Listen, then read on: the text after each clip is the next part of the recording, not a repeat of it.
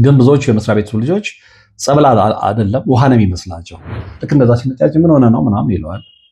ከዛ ምን አገባህ እንዴ በቃ እዚህ ጋር ልገልጽላችሁ የማልፈልገውን አንዳንድ እላፊ ነገሮች ይነግሩታል። ይሄ ልጅ የሆነ ነገር ስለገባው ምንም ትላላለም ሳያስበው ያመጣና ጸበል መርጨት ይጀምራል። በጣም በሚገርም ሁኔታ ያኛው ልጅ መጮህ ይጀምራል። መጮህ ይጀምራል ስላቸው ዝም ብሎ የድብድብ ጩኸት አይደለም። እላዩ ላይ ያለው መንፈስ ነው መጮህ የጀመረው። እላዩ ላይ ከመጣበት ጊዜ ጀምሮ አልፈልገውም ነበረ፣ ከመጣበት ጊዜ ጀምሮ አልወደውም ነበረ፣ ከመጣበት ጊዜ ጀምሮ ያስጠላኝ ነበረ፣ ከመጣበት ጊዜ ጀምሮ የዛር አምልኮ አለ፣ እላዩ ላይ ነጥላ አለ፣ የዝሙት መንፈስ አለ፣ የሰላቢ መንፈስ አለ። የምትችል ከሆነ አንተ ራስህን መጀመሪያ አድነና ከዛ ወደ ሰዎች ትሄዳለህ። ቃል በቃል ለቃሉ በጣም ይቅርታ ይደረግልኝ። ቃል በቃል እሱ ሊትራሊ የተነገረው ምንድነው? ሴት ወዳለሁ ነው ያለው። ሁላችንም ታሪካችንን አንናገረም እንጂ ከጀርባ የሆነ ኮተት አለብን።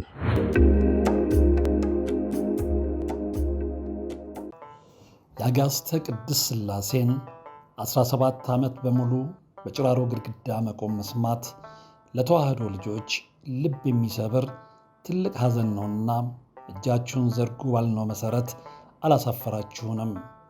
ፈጣን ምላሻችሁ የቅድስት ሥላሴን ቤት እንድንሠራ ያሰብነውን እንድንፈጽም ኃይልና ብርታት ሆኖን ይኸው መሠረቱን ጀምረናል። የረዳችሁንን ሁሉ እያመሰገን አትርሱን ያሉ አባቶችን ምርቃት አስቀድመን ጅምሩ ከፍጻሜ እንዲደርስ አሁንም አብራችሁን ሆኑ ስንል እንማጸናለን። አብረን እንደጀመርነው አብረን እንጨርሰዋለን። ድጋፋችሁ አይለየን። በድጋሚ በአባቶች ስም እናመሰግናለን። የአጋስተ ቅድስት ሥላሴ ቤተ ክርስቲያን አሰሪ ኮሚቴ።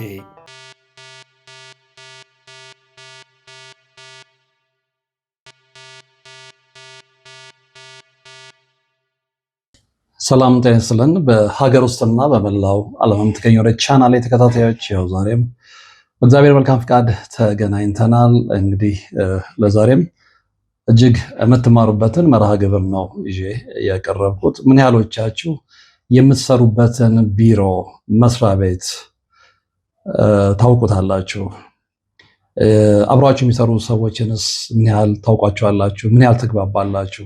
ይህንን ያልኩበት የራሴ ምክንያት አለኝ። እንግዲህ የዛሬ ባለታሪካችን እሱ በሚሰራበት ቢሮ ውስጥ ያጋጠመውን ነገር ነው የሚያጫውተን፣ ያጋጠመውን ነገር ነው የሚያካፍለን። እርግጠኛ ነኝ ይህን ታሪክ ከሰማችሁ በኋላ ሁላችሁ የየራሳችሁን ሕይወት ትፈትሻላችሁ፣ የየራሳችሁን ሕይወት ትቃኛላችሁ እና ቀጥታ ወደ ታሪኩ ነው የምወስዳችሁ። ይህ ልጅ ብዙ ጊዜ ያሳለፈው መቀሌ ውስጥ ነው። ተወልዶ ያደገው መቀሌ ውስጥ ነው። የተማረው መቀሌ ውስጥ ነው። ግን ያው የእህል ጉዳይ ሆኖበት ወደ አዲስ አበባ ይመጣል። አዲስ አበባ መጥቶ አንድ መስሪያ ቤት ውስጥ ቀጥሮ መስራት ይጀምራል እና እዚህ ያለ ነው እንግዲህ የዛሬ ባለቤቱን የተዋወቃት እና የተወሰነ ጊዜ በፍቅር ሕይወት ካሳለፉ በኋላ ትዳር ይመሰርታሉ እና አንድ ልጅ ይወልዳሉ። አብረው መኖር ይጀምራሉ። ይሄ ልጅ መቀሌ እያለ ጀምሮ በጣም መንፈሳዊ ሕይወት የገባው ልጅ ነው። ያው ከቤተሰቦቹ የወረሰው ስለሆነ አባቱ ካህን እንደሆኑ ነው የነገረኝ። ስለዚህ ከልጅነቱ ጀምሮ ከቤተክርስቲያን ጋር ነው ያደገው፣ በቤተክርስቲያን ውስጥ ነው ያደገው። እናም ድቁና ደረጃ ደርሶ እንደነበረ ነግሮኛል። ስለዚህ ሕይወቱ ሁሌም ከጸሎት ጋር፣ ከጾም ጋር፣ ከእግዚአብሔር ጋር የተገናኘ ሕይወት ነው የሚኖረው። በኋላ የመጀመሪያ መስሪያ ቤት ውስጥ የነበረው የፕሮጀክት ስራ ያልቅና ሌላ አዲስ መስሪያ ቤት ይቀይራል። ልጁ ትምህርት ቤትም እያለ የደረጃ ተማሪም ጎበዝ ተማሪም ስለነበረ በፊት ይሰራበት የነበረበት መስሪያ ቤት ነው የተጻፈለት ሲቪ የልጁን ባክግራውንድ ወይም ደግሞ የኋላ ታሪክ በደንብ ይናገር ስለነበረ እንግዲህ ያ መሰረት ሆኖት ነው ሁለተኛውና አዲሱ መስሪያ ቤት ውስጥ የተቀጠረውና ሁለተኛው መስሪያ ቤት ውስጥ ሲሰራ ግን ብዙ የማይመቹ ነገሮችን መመልከት ይጀምራል። ይኸው ምንድነው የሚሰራበት መስሪያ ቤት ውስጥ አብሮት ያሉት ልጆች እሱ ሲገባ ሲረበሹ ይመለከታል። በተለይ አንደኛው ልጅ በጣም ይረበሻል እና ከሱ ጋር በእኛ አባባል ወይም ደግሞ ይሄ በተለመደው አባባል ሙዱ አይገጥምም። የልጅ ክፉ ሆኖ አይደለም። ከዛ ልጅ ጋር ደግሞ በግል እዚህ ደረጃ የሚያደርሳቸው ምንም አይነት ጸብ እንደሌላቸው ነው የሚያውቀው። ግን ልጁ ልክ እሱን ሲያው ፊቱ ይቀየራል፣ ጸባዩ ይቀያየራል፣ በክፉ አይኑ ነው የሚያው፣ ግራ ይገባዋል። እና ይሄኛው ደግሞ የዛኛው የበላይ ነው ባለታሪካችን ማለት ነው። እና ምናልባት በበላይነቴ ጥሩ ስሜት አልተሰማው ይሆን የሚል ግምት ነው ውስጡ የመጣው እንጂ ሌላ ነገር አላሰበ ነበር ከተወሰነ ጊዜ ድረስ። እና ይሄ ልጅ ምን ልምድ አለው? የኛ ባለታሪክ ማለት ነው። ቢሮ ሲገባ ሁሌም በሃይላንድ ጸበል ይዞ ነው የሚገባው። ግን ብዙዎቹ የመስሪያ ቤቱ ልጆች ጸበል አይደለም ውሃ ነው የሚመስላቸው። የተለመደ ነው አይደለ? መስሪያ ቤቱ ስንገባ ውሃ ይዞ መሄድ ምናምን። ስለዚህ እሱ ጸበል ነው ይዞ የሚሄደው። ያው ውሃ ስለሚመስላቸው ብዙም ትኩረት የሚያደርጉበት አጋጣሚ አልነበረም። የራሱ ቢሮ ነው ያለው። ያው ኃላፊም አለቃም ስለሆነ የተወሰኑ ልጆች አለቃም ስለሆነ የራሱ ቢሮ አለው። ቢሮ ብቻ ነውና ቢሮ ጥግ ላይ ሰው በማይኖርበት ሰዓት ላይ እያነጠፈ ይሰግዳል። እያነጠፈ በደንብ ይሰግዳል። ጸበል ይረጫል ቢሮውን።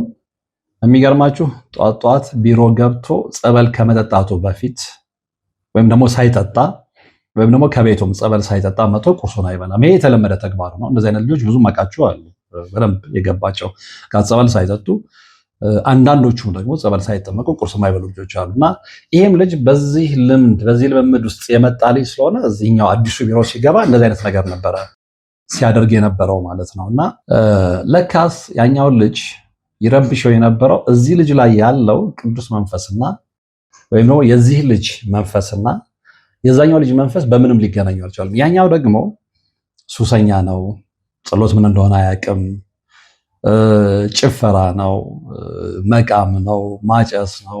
በምንም የሚገናኙት ነገር የለም። በባህሪ በጣም ሆድና ጀርባ የምትሉት አይነት ሰው ማለት ነው። እና አንድ ቀን ይሄ ልጅ ገብቶ ጸሎት በሚያደርግበት ሰዓት ላይ ለካ የዛኛው ልጅ መንፈስ ተረብሿል እና በጣም መነጫነጭ ምናምን ያበዛል። እንደ ምንድነው እና እንትናቸው ቢሮአቸው የዚህኛው ልጅ ለብቻውም ቢሆን የዛኛው ልጅ ደግሞ ከሱ ቀጥሎ ያለ ቢሮ ውስጥ ነው ያኛው ልጅ ያለው ማለት ነው። እና የዛለት ያለ ወትሮ በጣም እንትና አለ፣ ተቁነጠነጠ አለ። ይሄ ልጅ ምን ሆኖ ነው እንደሚሆነው? እና ይሄ ልጅ በኋላ መጠራጠር ይጀምራል። ምክንያቱም አንደኛ እሱ ራሱ በመንፈሳዊ ሕይወት ነው እያደገ የመጣው፣ በመንፈሳዊ ሕይወት ነው እዚህ ጋር የደረሰው።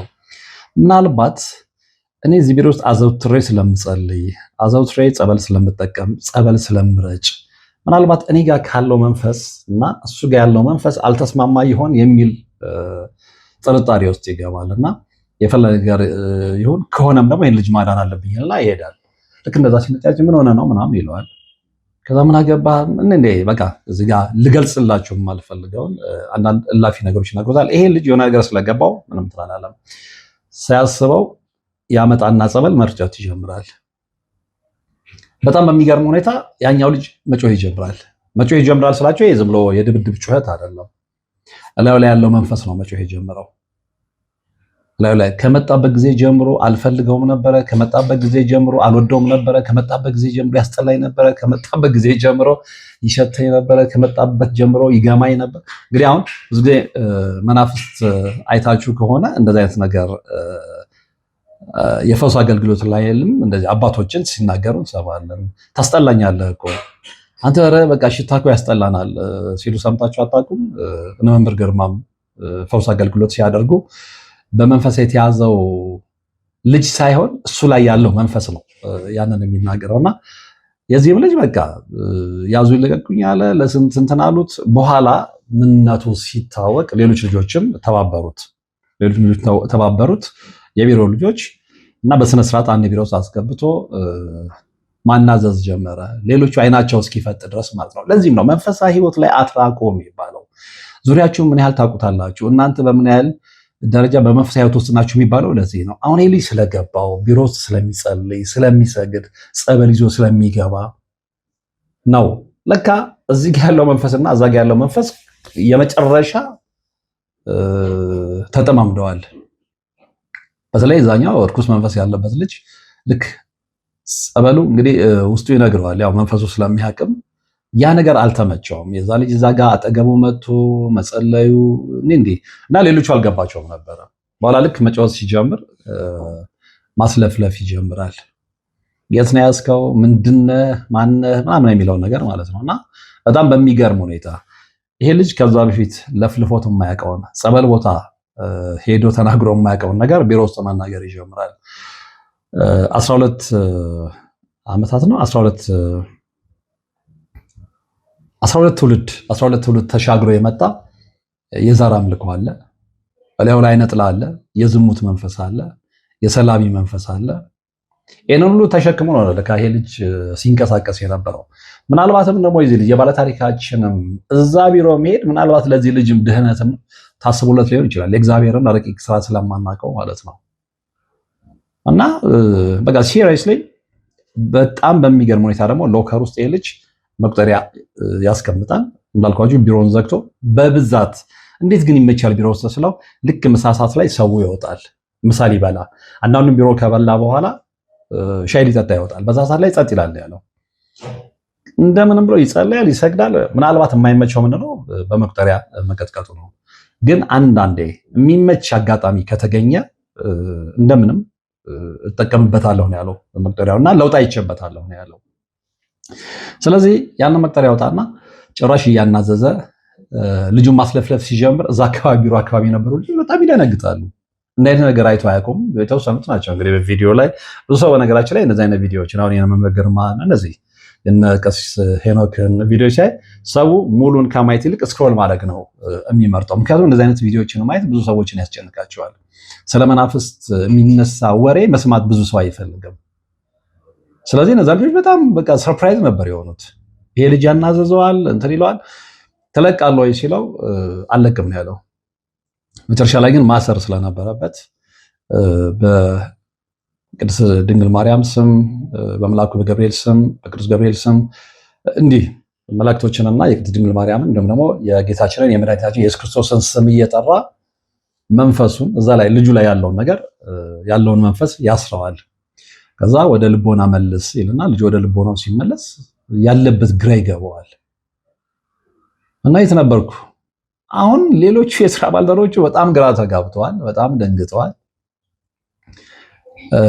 እንደገና ደግሞ የልጁ ሁኔታ የዚህኛው የባለታሪክ ሁኔታም በዚህ ደረጃ አያውቁትማ። ሲኒየር አለቃቸው ነው ትእዛዝ ሲያስተላልፍ ምናምን ነው እንጂ በመንፈሳዊ ህይወቱ አያውቁትም። ከዛ ያንን ልጅ ይጠራውና ቢሮ ያስገባዋል። ሌሎቹን ከይቅርታ ጋር አንዴ ብቻውን ላናግረው ይላቸዋል። እነሱን ያሰናብትና ይሄንን ልጅ ብቻውን ማናገር ይጀምራል። እኔ እዚህ ቢሮ ከመጣሁበት ጊዜ ጀምሮ እኔን የምትመለከትበት አይን ትክክል አይደለም፣ እንደምትጠላኝ አውቃለሁ፣ ምቾት እንደማልሰጥህ አውቃለሁ ምናምን እና ብዙ ነገሮችን ስለሱ ከነገረው በኋላ ግን አንተ አይደለም መጀመሪያ አንተ ትመስለኝ ነበር፣ አንተ አይደለም አንተ ላይ ያለው መንፈስ ነው እኔን የሚጠላኝ። ምክንያቱም እኔ እዚህ ቢሮ ውስጥ እጸልያለሁ፣ እዚህ ቢሮ ውስጥ እሰግዳለሁ፣ እዚህ ቢሮ ውስጥ ጸበል እረጫለሁኝ። ይሄንን ድርጊት ደግሞ አንተ ላይ ያለው መንፈስ በጣም ይጠላና ይቃወም ስለነበረ ለዛ ነበር በክፋት አይነ የምታየኝ እና ያለውን ነገር ሁሉ ነገረው። ራሱን ስቶ በነበረበት ያው ተሰውሮ በነበረበት ሰዓት ማለት ነው። ተሰውሮ ስላችሁ ምንድነው ሙሉ በሙሉ መንፈሱን እያናገረ በነበረበት ሰዓት ነው። 50 አልነበረም ነው ያለው። የመጀመሪያ ጊዜ ሙሉ በሙሉ ልጁን ሰውሮት ነበረ። ስለዚህ መንፈሱን ነበር ሲያወራው የነበረው። ይኸውልህ 12 ትውልድ ቤታችሁ ውስጥ ሲመለክ የነበረ የዛር መንፈስ አለ። ምንድነው የዛር መንፈስ ምንድነው አምልኮ? ከዛ ነገረው።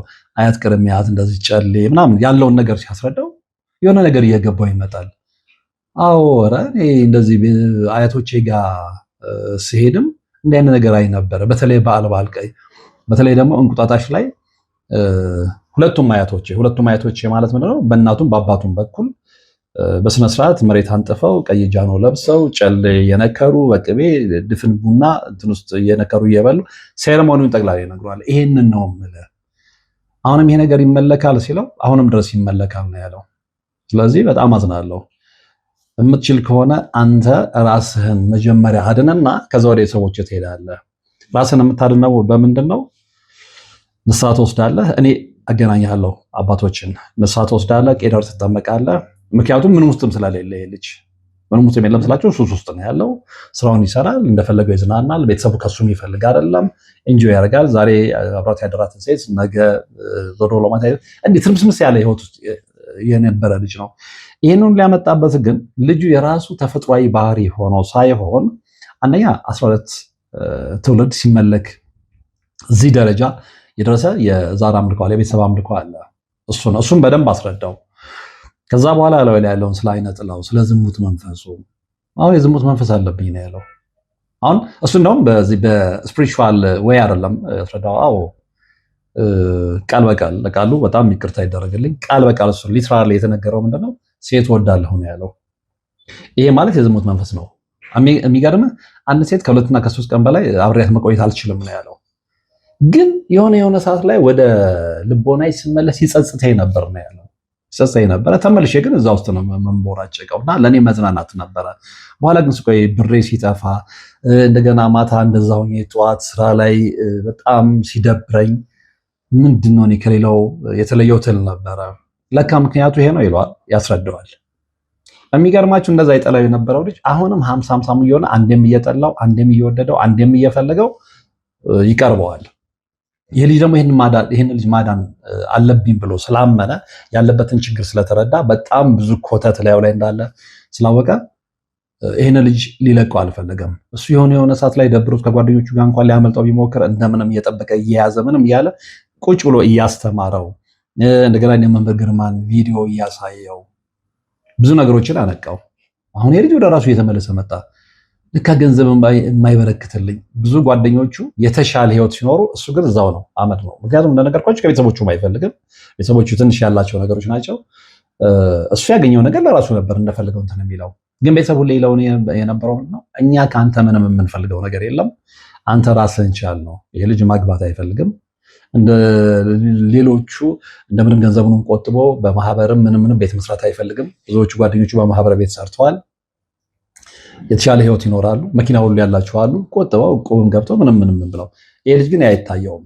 ነገር ግን አንዳንዴ ከአእምሮውን ለቀቅ ሲያደርገው ግን በጓደኞቹ ይቀና ነበር። እኔም ከነሱ እኩል ነው ገንዘብ የማገኘው፣ እነሱ ግን እንደዚህ ናቸው፣ እኔ ግን ምንም የለኝም። የሚገርማችሁ ደግሞ ዛሬ ተቀብለው 3ኛው ቀን ለቁርሱ ሁሉ የሚያጣበት ጊዜ አለ ነው ያለኝ ባለታሪኩ። እና አሁን እዚህ ጋር ልነግራችሁ የፈለግኩት ምንድን ነው፣ አንደኛ እርስ በርስ መደማመጥ ያቃተን፣ እርስ በርስ እየጎረጅ የምንተያየው፣ እርስ በርስን የምንገፋፋው የምንጠላለፈው ስለማንተዋወቅ ነው። ግን ስለማንተዋወቅ ነው ስላቸው ምንድን ነው፣ አንዱ ይዞት የመጣውን ምን እንደሆነ አይታወቅም። አንዱ ከባክግራውንዱ ምን እንዳለው፣ አንዱ በቤተሰብ አምልኮ ውስጥ እየተንከባለለ መቶ እዚህ ደርሷል። አንዳንዱ የአመቺሳ ልጅ ነው። ሁላችንም ታሪካችንን አንናገረም እንጂ ከጀርባ የሆነ ኮተት አለብን። ግን ምን ያህሎቻችን ነው ኮተት እንዳለብን የምናውቀው? ምን ያህሎቻችን ነው በዛ ኮተት እየተቸገርን ወይም ደግሞ ህይወታችን እየተበጠበጠ እንዳለ አንደርስታንድ የምናደርገው? አሁን ይሄ ልጅ በሆነ አጋጣሚ ይሄ ልጅ ወደዚህ ባለታሪካችን እዚህ መስሪያ ቤት ገብቶ ይሄ ነገር ሀፕን ባያደርግና ባይታወቅ ኖሮ ይሄ ልጅ አንደኛ የመምህር ግርማንም የሚከታተልም ልጅ አልነበረም። ይሄ ልጅ እስከሚያሳየው ስለ መንፈሳዊ ምንም የሚያውቀው ነገር የለም። ዝም ብሎ እየተንከባለለ በቃ ጊዜውን ዝም ብሎ ነበር የሚያጠፋው ማለት ነው። ግን እግዚአብሔር በዚህ ልጅ በኩል ሊያድነው ስለፈለገ ይህን ልጅ መስሪያ ቤታቸው ሰራተኛ አድርገው አመጣው። ይሄ ነገር ሀፕን አደረገ። ከዛ እየገባው ሲመጣ ያ ልጅ በቃ ነገረው። አንዴ ምርር ብሎኛል አይምሰልህ፣ አሁን እኔ ስጫወት ስንቀለቀል፣ በነገራችን ላይ ልጁ በጣም ቀልቃላ ነው አለ።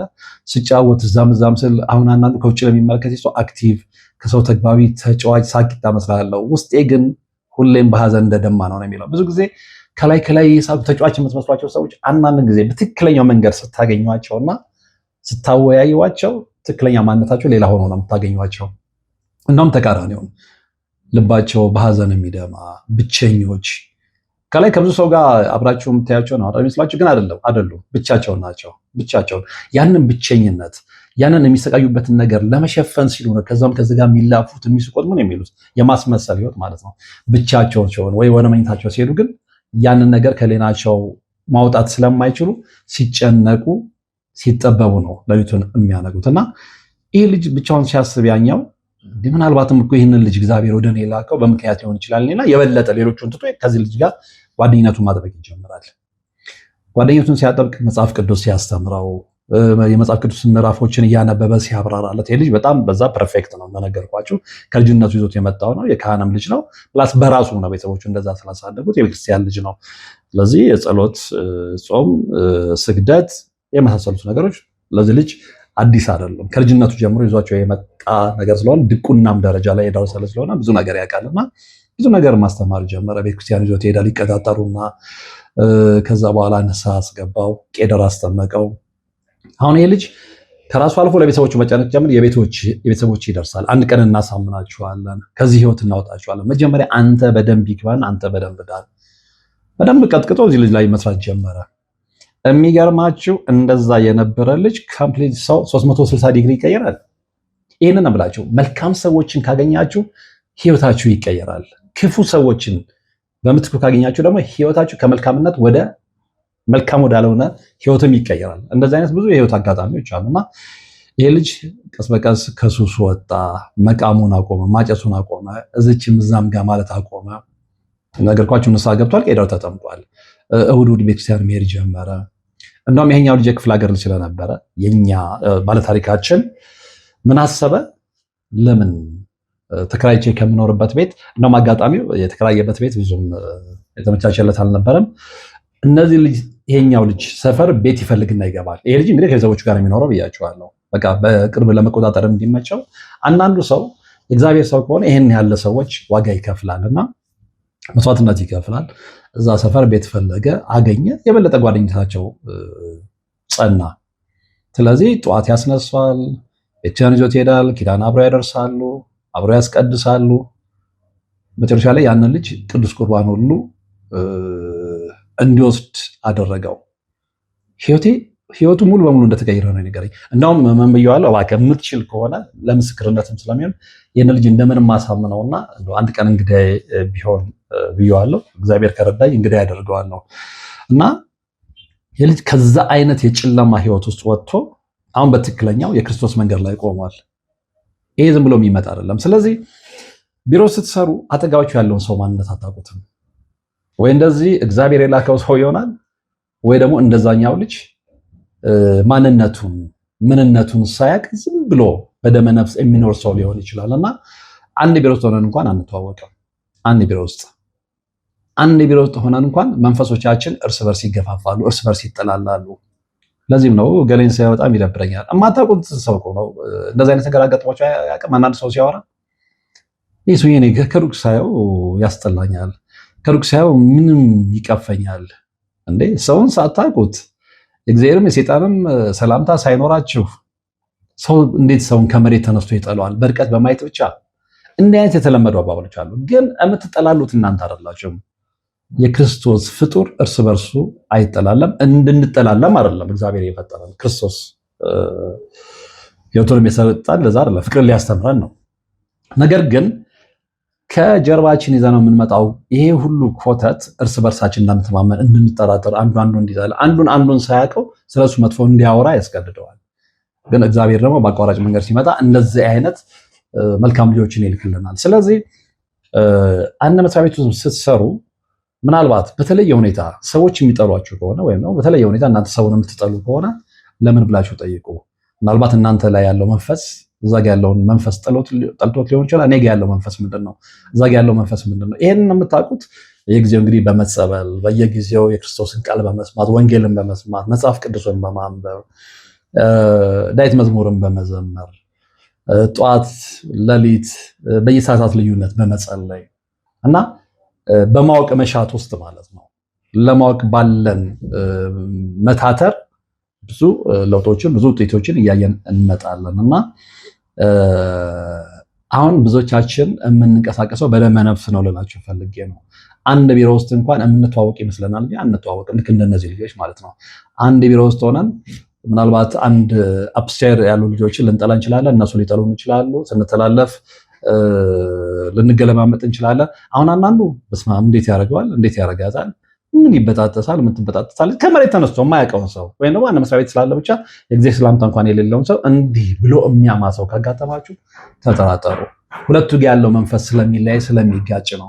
በተለይ ደግሞ በጣም መንፈሳዊ የሆኑ ልጆችን እርኩሱ መንፈስ ስለሚጠላቸው በነዛ ሰዎች አማካኝነት እንዲጠሉ ነው የሚያደርገውና ይሄ ብዙዎቻችሁን ያስተምራል ብዬ አስባለሁ። ስለዚህ እንደዚህ አይነት ነገር ሲገጥማችሁ ምልክቶቹ ግልጽ ናቸውና ራሳችሁን ፈትሹ። አንድ ቦታ ውስጥ ሆነን አንተዋወቅም እና ይሄ ልጅ ይህን ታሪክ ሲነግረኝ ብዙ ነገር ነው የመጣብኝ። ምን አለ እንደዚህ አይነት ደጋግ ሰዎች እንደው በየቢሮ በየመስሪያ ቤቱ በየድርጅቱ ውስጥ እንደው ጣል ጣል ብለው ከርኩስ መንፈስ ጋር የተያዘ ማንነት ያላቸውን ሰዎች በቤተሰብ ኮተት የመጣውን ነገር የሚያራግፉ ሰዎች ነው በየቦታው ጣል ጣል ቢሉ የሚል የግል ምኞት አድሮብኛል። እናንተ ምን ትላላችሁ? እንግዲህ የሰማችሁት ታሪክ ነበር የዛሬው መርሃ ግብር። በዚህ ላይ ሀሳብ ብትሰጡበት ደስ ይለኛል። የራሳችሁንም ልምድ ብታካፍሉኝ ደስ ይለኛል። እንደተለመደው አብራችሁኝ ስለነበራችሁ ወደፊትም አብራችሁኝ ስለምትሆኑ ከልብ አመሰግናለሁ። እንደዚህ አስተማሪ ታሪኮች ያሏችሁ ላኩልኝ፣ መልሼ ወደ እናንተ የማቀርብ ይሆናል። ለዛሬ ግን እዚህ ላይ አበቃለሁ። በቀጣይ በሌላ መርሃ ግብር እንገናኛለን። እስከዛው ግን በያላችሁበት ሰላም። የአጋዕዝተ ቅድስት ሥላሴን 17 ዓመት በሙሉ በጭራሮ ግድግዳ መቆም መስማት ለተዋህዶ ልጆች ልብ የሚሰብር ትልቅ ሐዘን ነውና እጃችሁን ዘርጉ ባልነው መሠረት አላሳፈራችሁንም። ፈጣን ምላሻችሁ የቅድስት ሥላሴን ቤት እንድንሠራ ያሰብነውን እንድንፈጽም ኃይልና ብርታት ሆኖን ይኸው መሠረቱን ጀምረናል። የረዳችሁንን ሁሉ እያመሰገን አትርሱን ያሉ አባቶችን ምርቃት አስቀድመን ጅምሩ ከፍጻሜ እንዲደርስ አሁንም አብራችሁን ሆኑ ስንል እንማጸናለን። አብረን እንደጀመርነው አብረን እንጨርሰዋለን። ድጋፋችሁ አይለየን። በድጋሚ በአባቶች ስም እናመሰግናለን። የአጋዕዝተ ቅድስት ሥላሴ ቤተ ክርስቲያን አሰሪ ኮሚቴ